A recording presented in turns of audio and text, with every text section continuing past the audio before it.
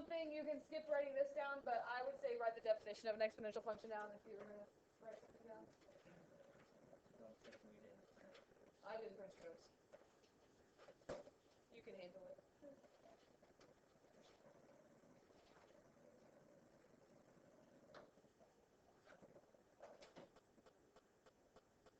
We talked about at the beginning of this chapter that transcendental functions are transcendental numbers are numbers that are not the solution of a polynomial equation, which means they're kind of ugly numbers, irrational numbers, kind of. Pi is a transcendental number, and when we talk about logarithms, we get a lot of not very pretty answers, and so those are called transcendental numbers. Which on my little top 10 reasons I didn't do my homework, one of them is something about I ate too much pie and had transcendental indigestion. So, you have to know that pi is a transcendental number, and I don't think it's that funny, but it's something. The one that I think is the funniest, no one thinks it's funny, and it just says, I didn't know if I is the square root of -1 or I am the square root of -1, and that one just cracks me up. And it's like a little grammar.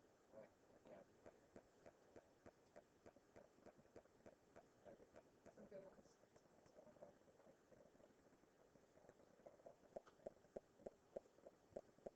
Oh my goodness. Oh. Basically, the definition of an exponential function is that the x is up in the exponent part now. That's what makes it an exponential function. But there's just some rules here, and as we talk about more stuff, we'll talk about these numbers more. But they write it as a times b to the x, where a is not 0, because if a was 0, then the whole thing would be 0. B is positive, and we'll talk about what happens if b is not positive. X is a real number, and then we usually call a the initial value, and that's because if you plugged in 0 for x, you would get a. And we call b the base, because it's what the exponent is raised to. Part of your homework today, the first part of your homework is just evaluating these with your calculator, which means you're just typing stuff in your calculator. How about that for fun homework?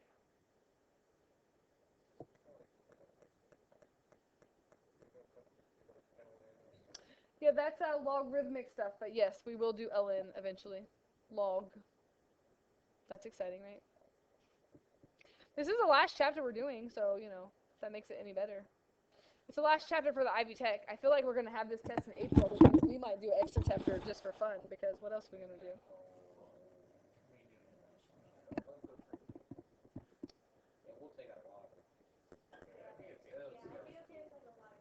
But we'll still, okay, we take this test in April, and then we review for a month. It's still like May 5th. We still have a lot of time. So.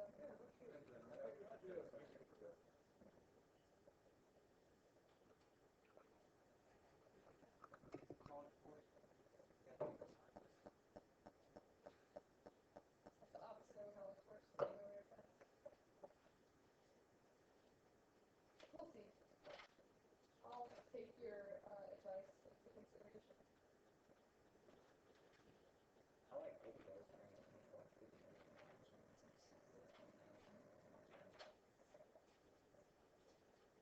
I was trying to see what your homework makes you round to on these.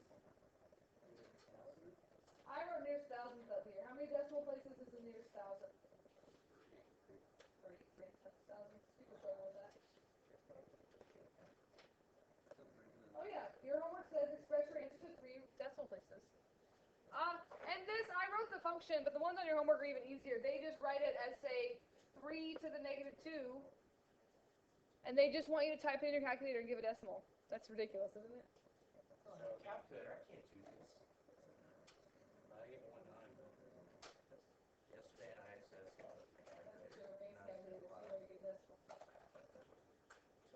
Who else needs calculator? Ready? You get a catch. Oh my goodness, that was impressive one-handed. Anyone else want me to throw a calculator at their head? Right? I feel like this is a way. You want to do that when you already sleep later? I'm going to just conk your head with this, alright? Or tell me now, I'm going to throw you a calculator.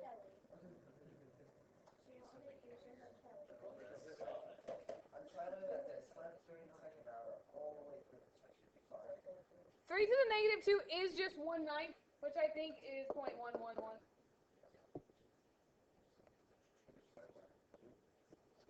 The exact answer is a ninth, but most of them aren't going to be exact answers, like this one. 3 to the negative 4 ninths. If you're using one of my calculators, make sure that you put everything as the exponent. And so, like, I think you need to put 3, and then you use that little caret button, and then you need to put parentheses negative 4 over 9, or if you use the fraction button, you don't have to do that. But if you do negative 4 divided by 9, and you don't put parentheses, your calculator will take it to the negative 4th power, and then divide the whole answer by 9. So definitely you want to use parentheses here.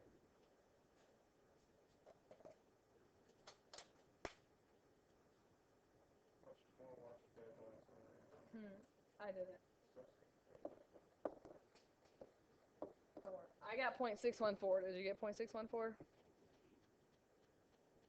Did you do parentheses, Lane? Forget a negative? Oh, there you go. All right. I'm not going to do any more of these because I'm trusting you can type things in your calculator.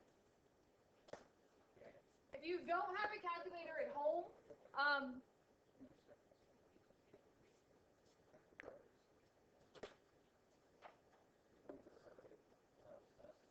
have to go back. If you don't have a calculator at home, if you have a phone, you have a calculator. My phone, okay, a smartphone, I guess. My phone, if I turn it sideways, it turns into a scientific calculator, which means that it has sine and ln and log.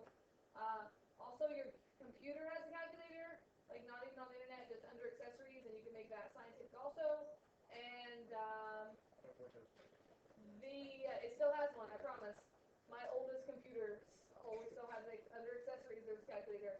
Also, if you just are online and you just Google free calculator, you can go online and a calculator will come up and you just press the buttons and it will work also. So you should have access to a calculator somewhere. Oh, there were floppy disks in my cabinet over here. Like, not even like the 3.5 floppy disks, but like big floppy disks that I've never even used. So, you know, floppy disks aren't that terrible. I used floppy disks when I was in college. Does that tell you how old I am?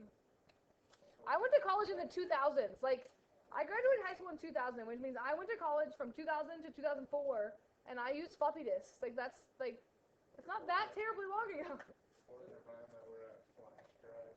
Well, what's crazy is I have a flash drive that's 128 megabytes. 100, or is that right? Megabytes? Like, not gig. Like, 128 megabytes was my first flash drive. And now I have a very small. And now I have a flash drive that's 9 gig.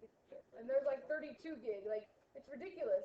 I used to have floppy disks that, like, the whole thing wouldn't save on it. So I'd have to save part of something to one floppy disk and take it out and put another floppy disk in to save the rest of my paper. The same as flash drives. Like, they didn't used to be flash drives. Mr. Wildman, when we got these new computers, like, the old computers still had floppy disks on it, like, you could put your floppy disk in. When we got these new computers, Mr. Wildman freaked out because there wasn't a floppy disk place, and all of his stuff for scheduling was saved on floppy disks. And he, like, called Miss Sullivan, and he's like, I don't know what to do, there's no place to put my floppy disk in. And so she went down and converted all of it, because he still used floppy disks. So, like, if I wanted to do, like, Microsoft Word, yeah, put Microsoft Word on it. No, like, it's just like something to save. Just like I would type my paper on Microsoft Word, and to save it, I put in my floppy disk, and then I would save it on there, so then when I wanted to print it out or whatever, like, I just had a whole bunch of floppy disks instead of one flash drive. Why are there, like, Windows phones you like, install that? Old computers, like, you could install stuff with, yeah, like, just like you could put a CD in and it would install something, you could install stuff with floppy disks. Like, history of computers. Floppy disk just have like a, what is this called, like a If we're going to graph this, I just want to show you, hopefully maybe remind you what these graphs look like. If I picked 1 for x here, what would I get for my y value? 2. If I picked 2 for x, what would I get for my y value? And we could just keep going. You could pick 3 and you'd get 8, not 6 because it's power. What if I pick 0, what would I get? So the 0 is 1. What if I picked negative numbers, what would I get? Right, negative numbers do not mean negative value here because it's a negative exponent, right? So 2 to the negative 1 means like you move it to the bottom. It's a fraction, right? Or decimal. Which means I'm just trying to get the general shape here. Can you always make an XY chart to do this? Yes. But the idea is that you see what's happening here. When you plug 0 in here, you're going to get 1. When you plug 1 in there, you're going to get 2.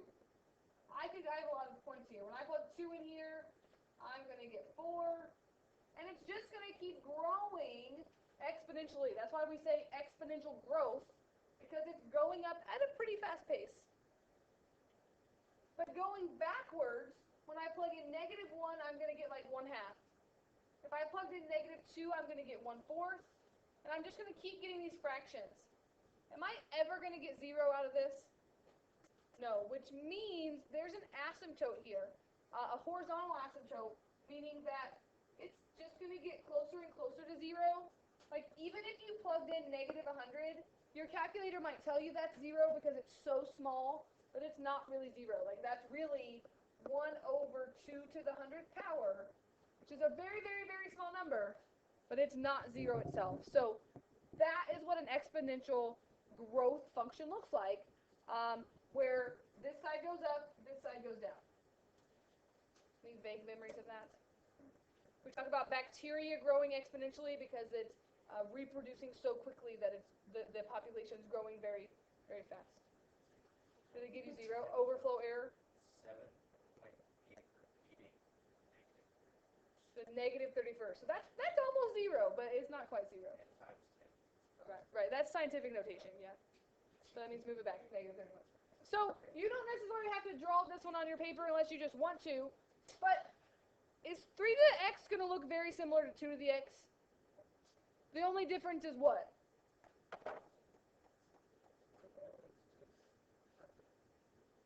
Like, if I plug 0 in here, what am I going to get? Am I still going to get 1? Because anything to the 0 power is 1. But when I plug 1 in here, what am I going to get? 3. When I plug 2 in here, what am I going to get? 9. Which means, is it going to go up a little bit faster than 2 to the x did? But is this side still going to go straight up, and this side still never going to get to 0? 5 to the x, is it going to look kind of like that too? All of them are going to look like that unless we transform them, which we're going to do in a minute. If that's a positive number and that's a positive number. So now, maybe you want to change this to number 4 if you're not going to graph that. Let's change that. What if I did 2 to the negative x?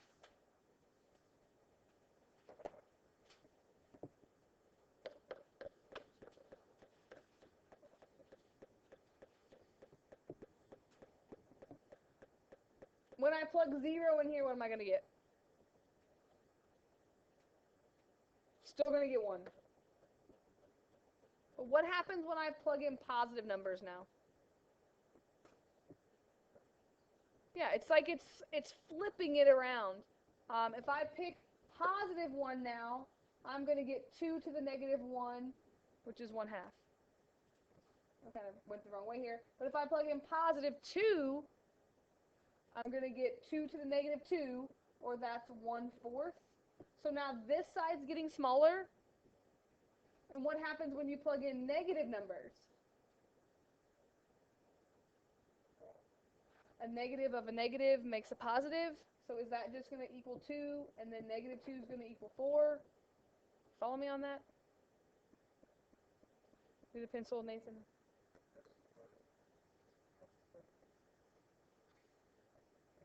Just borrow that pencil from Kendra anyway. It might have been hers to start with. You know, this is like the only class you're required to use a pencil, and you think you can bring a pencil to it? I have, yeah. Actually, I have another pencil too, but it doesn't have my. So,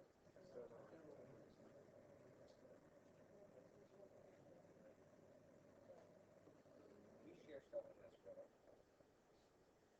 Do you see how it's just flipped over the y-axis? That's a transformation. We've talked about transformations. We're going to talk about transformations again. But when you have a negative up there with your exponent, we call this exponential decay, meaning that over time it's getting smaller, right?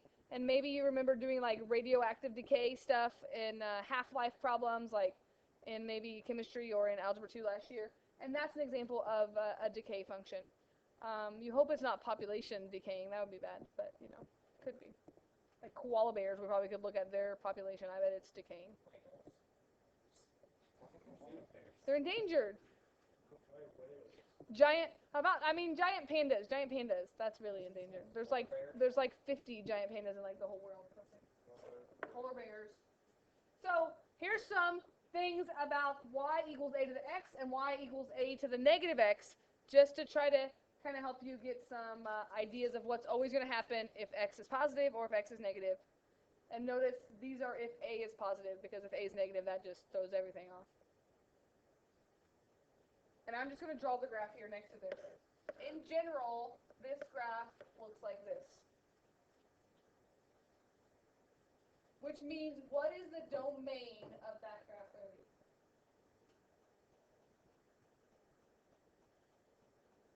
The domain is the x's. Is there anything x can't be in that problem?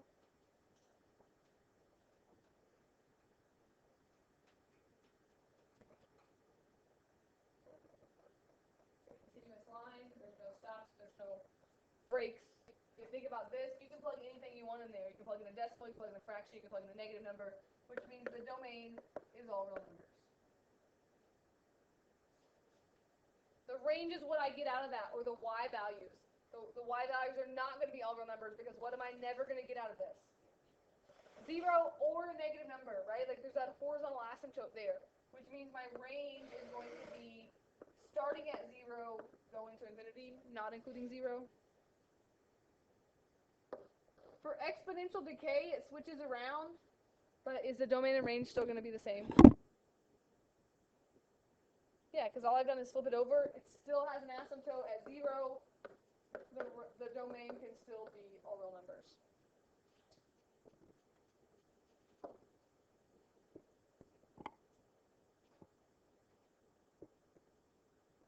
The y-intercept is when x equals 0. What do I get in both of these when x equals 0?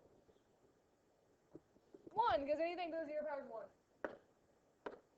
Which means so far there's really nothing different between these, right? We could say that an exponential growth model is always increasing and continuous. An exponential decay model is always decreasing and continuous.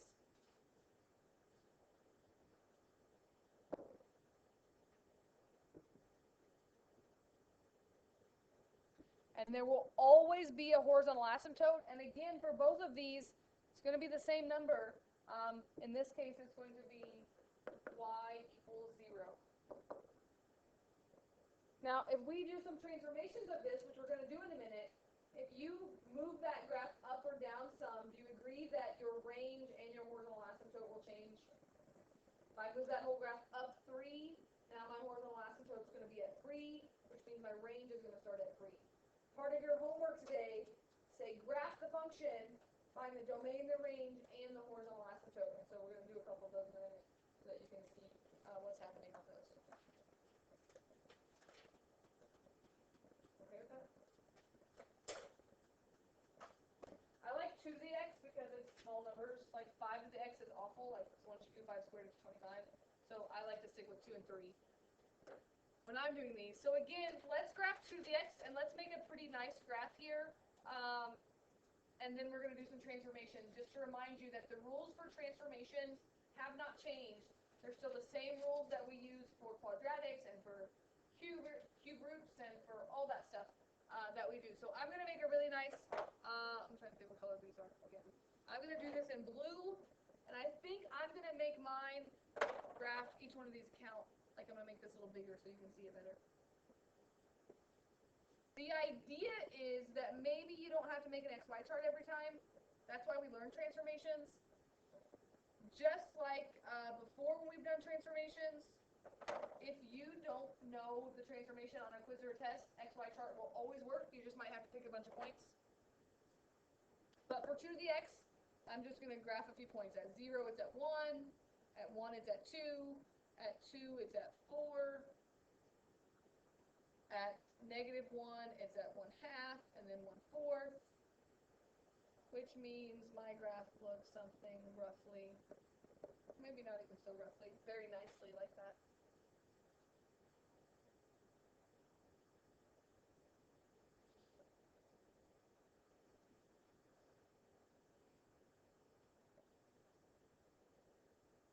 So what if I put a negative in the front? We already talked about a negative in the exponent, flipped it over the y-axis. So do you remember what a negative in the front does? It's also a reflection, but it's going to reflect down in the x-axis. So a negative in the front means this is going to reflect in the x-axis. If you don't remember that, then pick some points, and you're going to see now instead of getting positive numbers, you're going to get negative numbers.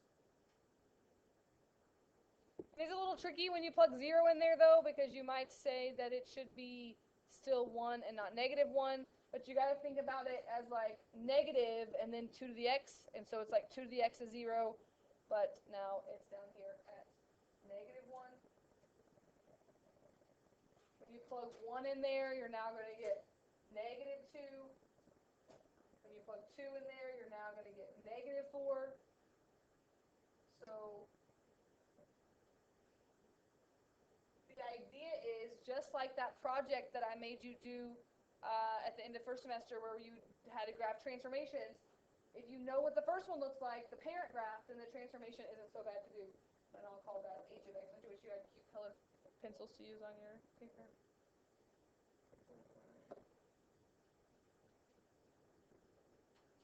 Yeah, we're doing like 4. So you can make a new graph if you need to.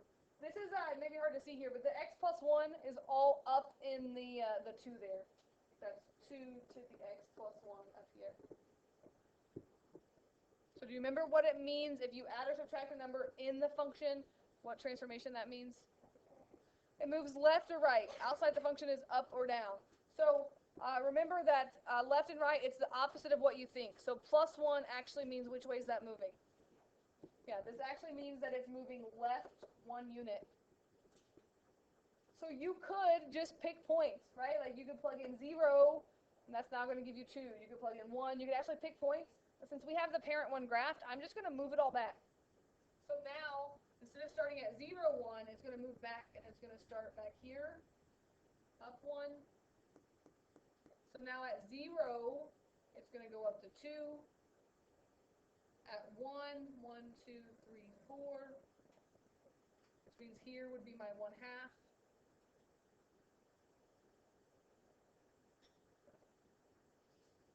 Kind of weird when it's all there together, but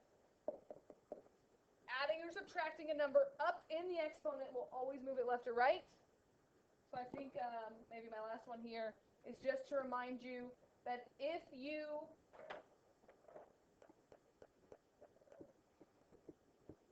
add a number on the outside, that's a vertical shift. So that means you're going to move that up 3.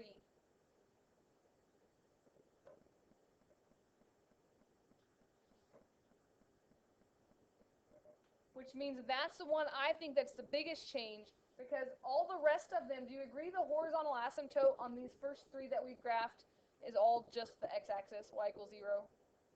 But if you add something to this or subtract something, that's going to change your asymptote. So now it's moving everything up 3. So when I plug in 0, instead of getting 1, I have to add 3 to that, which means I'm actually going to get 4.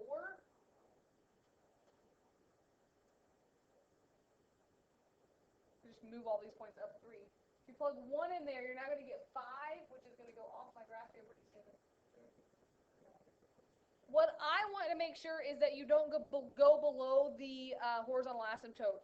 And so sometimes it's kind of nice if you know it's up 3, your asymptote is now going to be here at 3. So if you want to kind of draw a dotted line in there, you don't have to make a whole lot of points here, but I want to know that you don't go past 3. Because if you draw a graph and it's below 3, I'm going to circle that and I'm going to take some points off. Because you need to make sure that you know the asymptote. Which means that the range, the domain on all of these is still all real numbers. But the range on this one is now from 3 to infinity because I moved it up 3. Did the range change on any other of my transformations from 0 to infinity?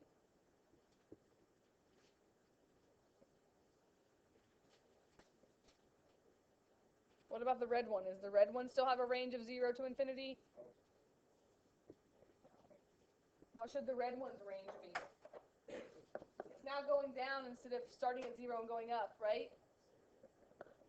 So it should be negative infinity to 0. So if your y values change, if there's a horizontal change or a flip, then your range is going to change. Is the domain ever going to change from being all real numbers? Never, ever, ever. All right, I got one more thing to talk about maybe. The natural number e. If you remember logarithms from algebra 2, you remember doing ln and e. You don't necessarily have to write all this stuff down. But e is a number just like pi. Pi gets way more recognition than e, but e probably has just as many uses. It's just more advanced. Whenever you learn about circles, you have to learn about pi, so that's why probably you know pi better. But e is irrational, so we use e instead of pi, which is a Greek letter. If you punch e to the first power on your calculator, it gives you this number, 2.71828, which means why don't we have E-Day? Because we can't, I don't know, I guess we could celebrate February 7th, but, we missed it already. I don't know what we would do for E-Day. But the natural exponential function is when you take e to the x. Remember that e is just a number, so you could graph e to the x just like you could graph 2 to the x. The only difference is you need your calculator because it's all going to be decimals. E to the first power is 2.71. E to the second power is going to be 5 point something. But it's still going to look like that basic function, except for now it's going to be e instead of, nice numbers. And I wrote this guy's name. He's credited with, discovering or defining e maybe. Leonard Euler looks like Euler, but you say Euler. I always say we use E because he wanted to name himself, he used his initial, but I don't really know that that's true. And then sometimes people ask me where E comes from. You don't have to write this down either, but E kind of comes from a limit idea, but basically if you add up all of these forever, and that's where the limit part comes in, but if you add 1 plus 1 over 1 factorial plus 1 over 2 factorial plus 1 over 3 factorial, and go on forever, that's where E comes from. So that's why E goes on forever, because each one of these numbers that you add is a decimal that's further and further away, and so that's where E comes from. Not as exciting as pi, where you just take circumference divided by diameter. A little harder to prove that one, but yeah, that's just some useless knowledge that you'll just never know, never care about, but I like to tell you. So guess what? Some of your homework today, you just get to practice pushing E on your calculator. But also, there's some that they want you to graph, and you're going to graph just like you do the other ones, and we'll see how we do with those tomorrow, because I don't think I have an example of it. Okay, can I go? It's just lots of non-writing down. So, let's practice with our calculators. I think my numbers are all off now, but if x is 2, evaluate e to the x, which means on your calculator, just put e to the second. On my calculator, when you hit e, it automatically puts the caret there for you to put an exponent in. So even if you want e to the first power, like you have to put 1 in there.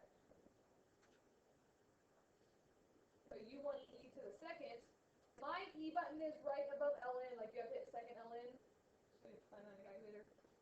And we'll do 3 decimal places again. 7.389 is what I got there. Yes? Maybe we're going to use our whiteboards to do some problems. Isn't that exciting? Yes. Let's see if we can do this. Oh, here we go. Let's see if we can evaluate e to the -3. This used to be a clicker problem, but I hate the clickers now, so now it's a whiteboard problem. So you do this, and you can type it in your calculator, and then you can just write A, B, C, or D, or you can actually write out the whole answer if you want. And to make sure that we can use our calculators correctly.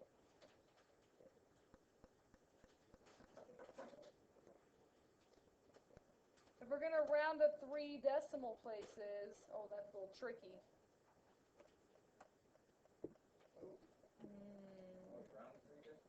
Round to 3 decimal places. Yeah, I think we need some.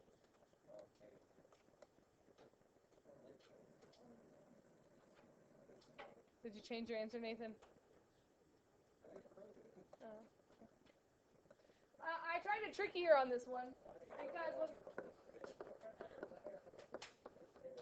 right, like this is it keeps going, but if you're rounding to 3 decimal places, that means this determines whether you round up or down, right? So if you picked B, I see where you got really should round that up, which means A should have been the right answer. So just watch your rounding. That always stinks to miss something for rounding issues. Now how about this one? This one's more thinking than writing. What if I asked you, how would you transform this? I don't want you to graph it, but tell me which one of these describes what all is happening here. Negative e to the negative x plus 2. What?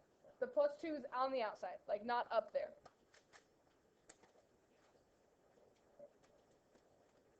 So it's negative e to the negative x and then plus 2 out here. That was right. No. Wait, take this. No, you guys are right. Kelly, you're right. Yes, yes. Bryce, you're not right. It's because this is out here, Bryce. Yes. Yes. No. Because there's two negatives. So that's something, and that's something, which means three things should be happening. So you should be able to kick out A and B because three things are happening. And so if both things are negative, it is reflecting in both the x-axis, which means it's down, and it's in the y-axis, which means now it looks like exponential decay. And then remember, on the outside means up or down, so that's where it should be up to. So D should be the right answer. All right? If you have to graph some of these today, just use a calculator and get decimals. I'm sure we'll look at one of those tomorrow if you have trouble on it. But don't get freaked out by E. E is just a number, and you get to use your calculator, which you love. So.